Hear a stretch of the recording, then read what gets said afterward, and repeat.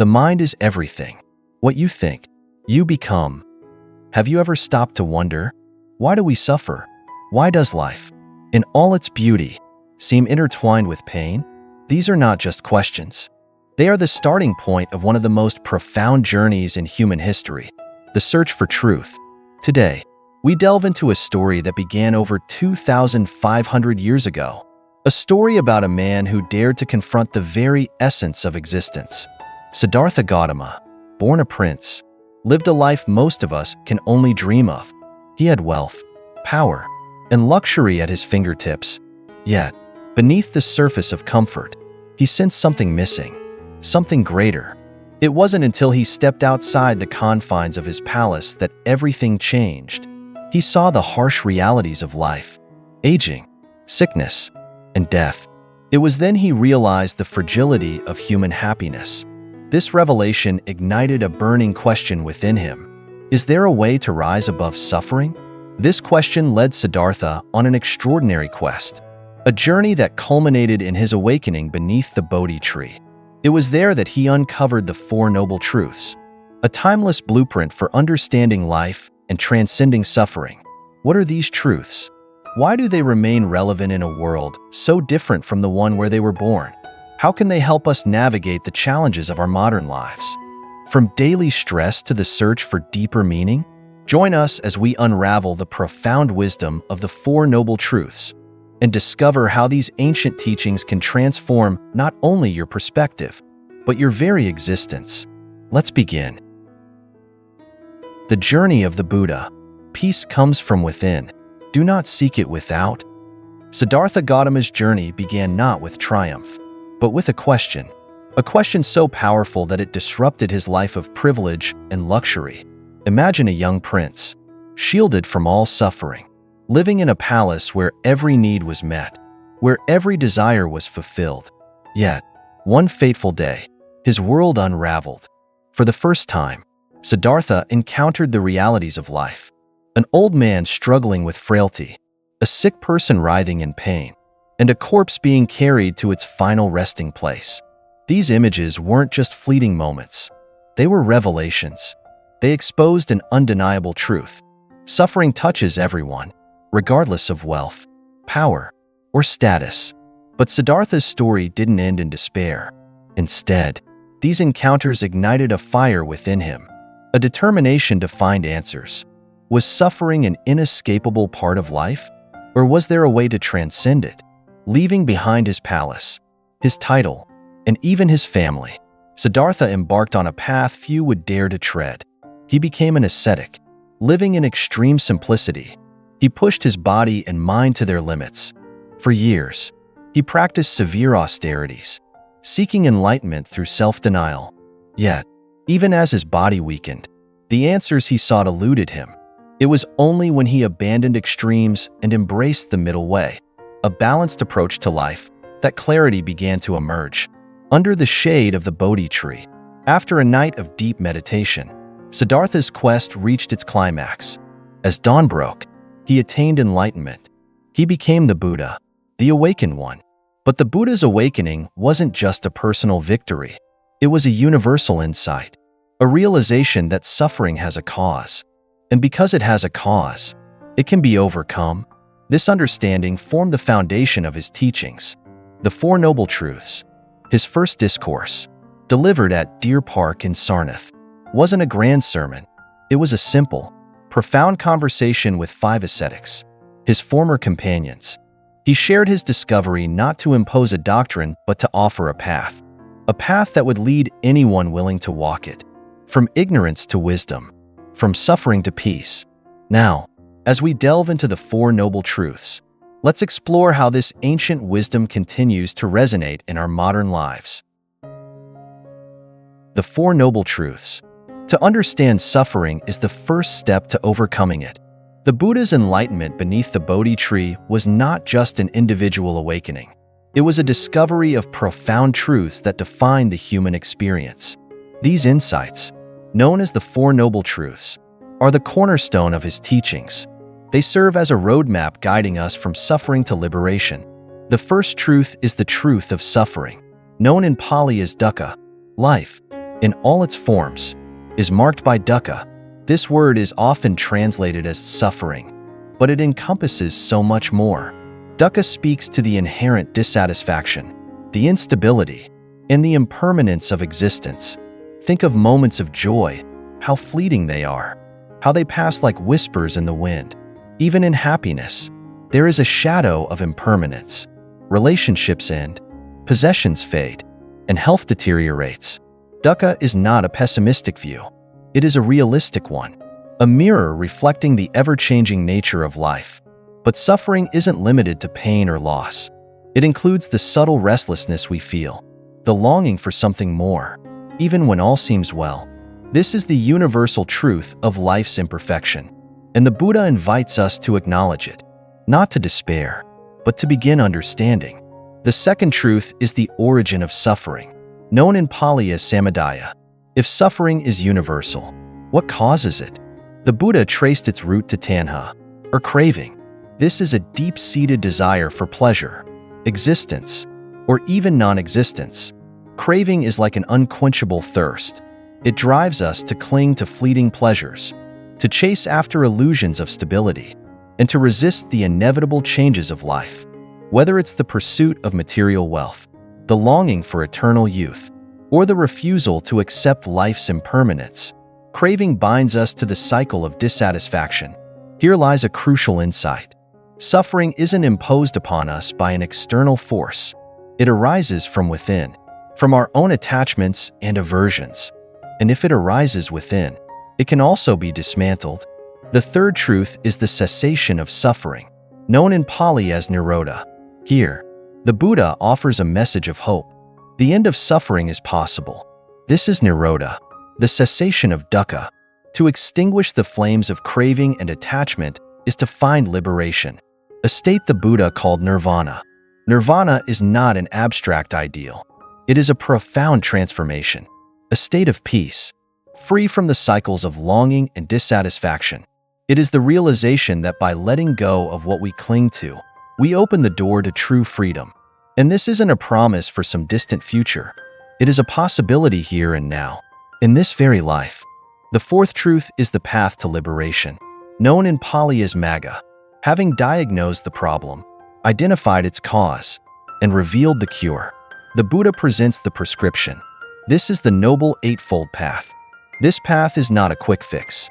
It is a lifelong practice, a harmonious integration of wisdom, ethical conduct, and mental discipline. It is the way to transform our thoughts, actions, and understanding, leading us to liberation. We'll delve deeper into the Eightfold Path in the next section. There, we'll explore how it serves as a practical guide for navigating life's challenges and cultivating lasting peace. Practical application in everyday life. It is not what we experience, but how we respond to it, that defines our peace. The Four Noble Truths are not just abstract ideas. They are practical tools for transforming the way we live. But how do we bring these ancient teachings into the context of our modern lives? Lives filled with constant distractions, stress, and uncertainty. Let's explore how the insights of the Four Noble Truths can help us, how they can guide us through daily challenges, and how they can uncover a deeper sense of peace and purpose. Life today may seem far removed from the ancient world of the Buddha, but suffering and dissatisfaction, known as dukkha, remain as relevant as ever. Consider the stresses of modern living, the relentless pursuit of success and wealth, only to feel unfulfilled once achieved, the fear of losing what we have worked so hard to gain, the anxiety of an uncertain future, and the pain of broken relationships. Recognizing dukkha doesn't mean wallowing in negativity. It's about facing reality as it is, rather than as we wish it to be.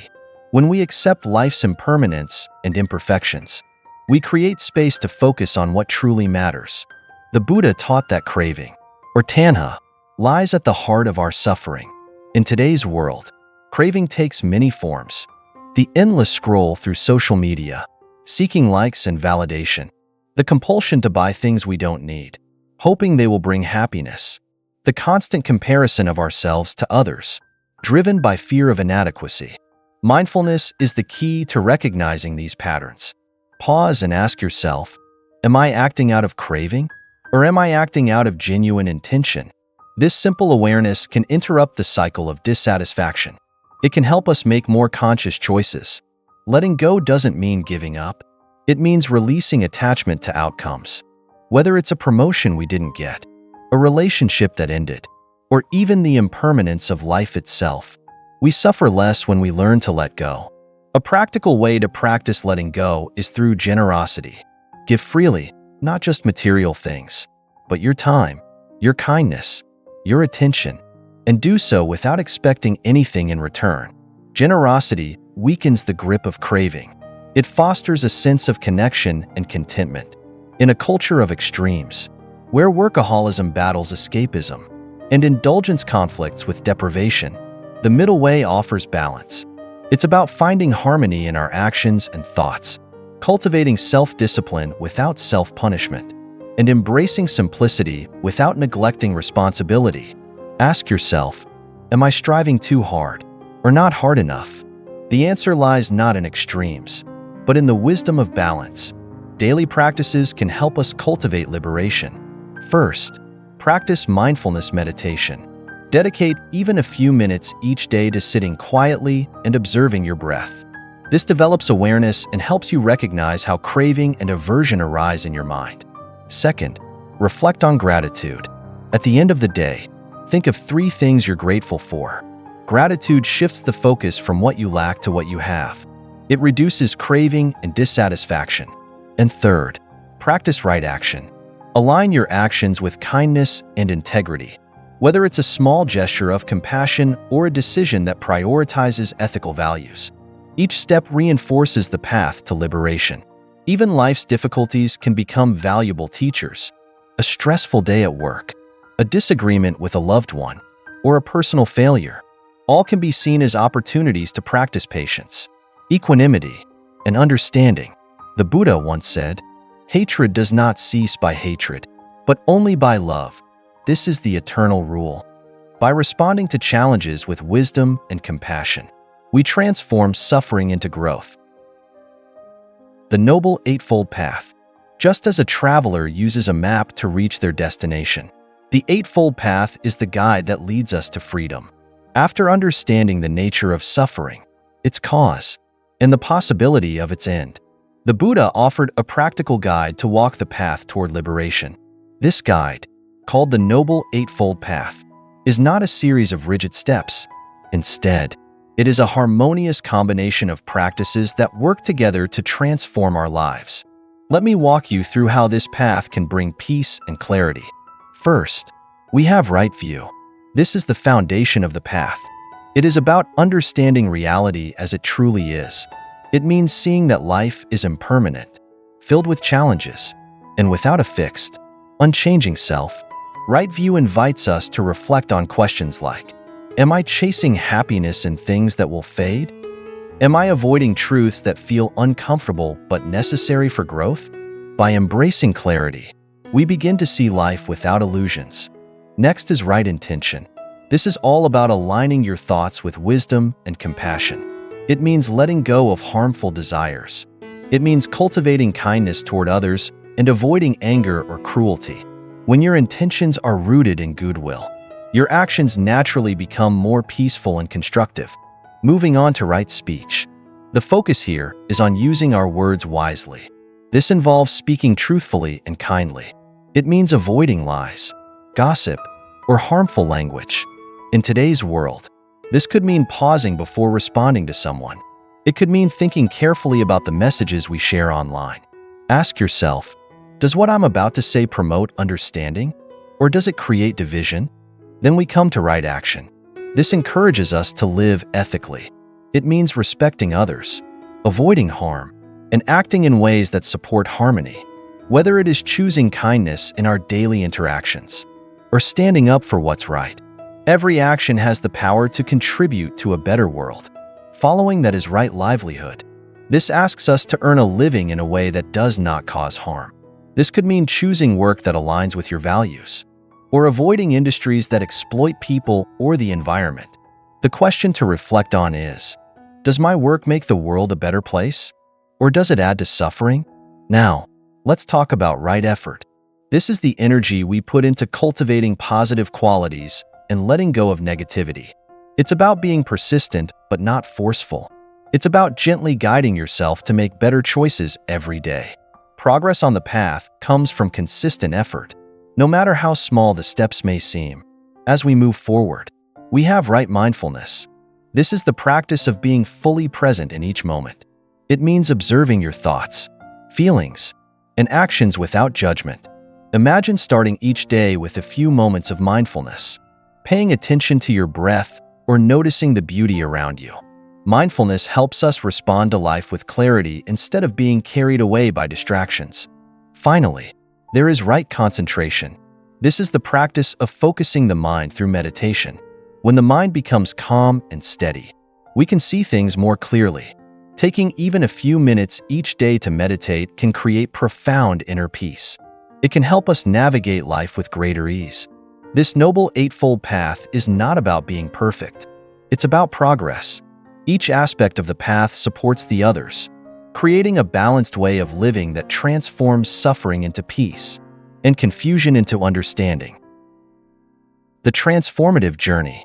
The journey of 1,000 miles begins with a single step.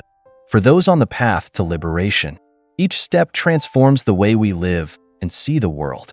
As we've explored the Noble Eightfold Path, it's clear that these teachings are not just philosophical ideas. They are a living practice. This practice has been proven by countless individuals throughout history, people who have walked this path and transformed their lives. In this section, we'll uncover how these teachings have impacted people, from ancient disciples of the Buddha to modern practitioners seeking peace in today's chaotic world. Let's start with the story of Sariputta, one of the Buddha's closest disciples. Sariputta was known for his exceptional wisdom, but his journey didn't begin with enlightenment. It began with doubt. He questioned the purpose of life. He questioned the nature of suffering, and he questioned the path to peace. When he first heard the Buddha speak about impermanence and the Four Noble Truths, something within him shifted. Through dedicated practice and reflection, Sariputta gradually shed his attachments and cravings. Ultimately, he reached full liberation. His story reminds us that wisdom isn't instantaneous. It is cultivated through patience and effort.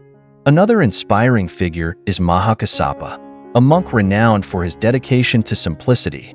He embraced the teachings of the middle way, living a life free from extremes of indulgence or deprivation. Through mindfulness and meditation, Mahakassapa found profound peace in the present moment.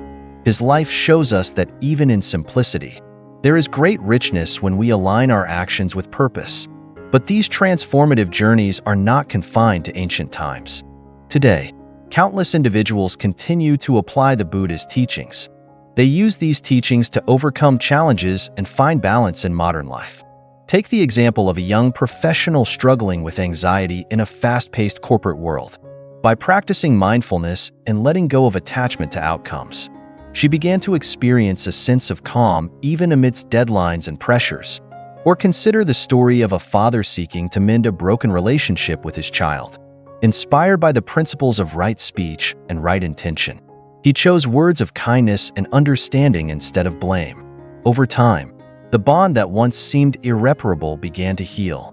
These stories, whether ancient or modern, show us that the path to liberation is not reserved for monks or scholars.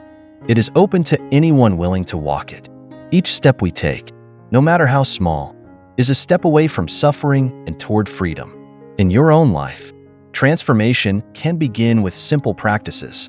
Pause to reflect on your intentions before making a decision. Approach conflicts with compassion rather than anger. Take time each day to sit quietly and observe your breath. These small changes, when practiced consistently, can create profound shifts in how you experience the world. The journey isn't about reaching an endpoint. It's about walking the path with awareness, courage, and an open heart. Living the teachings in the modern world. The teachings of the Buddha are timeless. They offer a way to find peace even amidst life's challenges. In today's fast-paced world, the teachings of the Four Noble Truths and the Eightfold Path provide a much-needed guide. They show us how to navigate life's difficulties with clarity and wisdom. Let's explore how these teachings can become a part of our daily lives. We begin by recognizing how suffering manifests in modern times. Today, suffering often takes the form of stress, anxiety, or the feeling of being constantly overwhelmed by responsibilities. Whether it's the pressure to succeed, the loneliness brought by excessive use of social media, or the endless pursuit of material wealth. These are just new expressions of the dissatisfaction the Buddha spoke about. Recognizing these patterns in your own life is the first step toward transformation.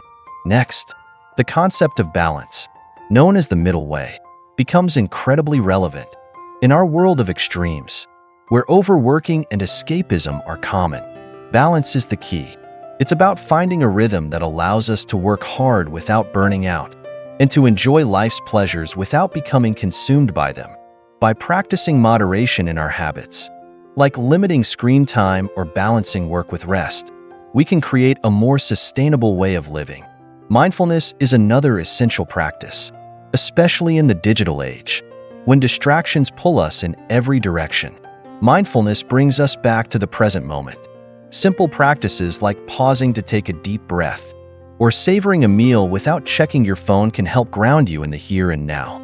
In our relationships, the principles of right speech and right action remind us to be intentional with our words and deeds. Before speaking, ask yourself, is what I'm about to say true? Is it kind? Is it helpful? These small pauses can prevent misunderstandings and build stronger connections with others. The teachings also encourage us to let go of craving and attachment. These are often at the root of our dissatisfaction. Letting go doesn't mean renouncing everything. It means learning to loosen our grip on things we cannot control. Acts of generosity, like helping someone in need or sharing your time, are powerful ways to practice letting go. They foster a sense of connection and joy. Finally, building a daily practice rooted in these teachings doesn't have to be complicated. Dedicate a few minutes each day to meditation or quiet reflection. Take a moment to set kind intentions before starting your day. Reflect on the things you're grateful for before going to bed. These small, consistent actions can create profound changes over time. The beauty of the Buddha's teachings is that they don't ask us to escape from life. They guide us to engage with it fully and wisely. In every choice, every moment of mindfulness, and every act of kindness, we move closer to peace and liberation.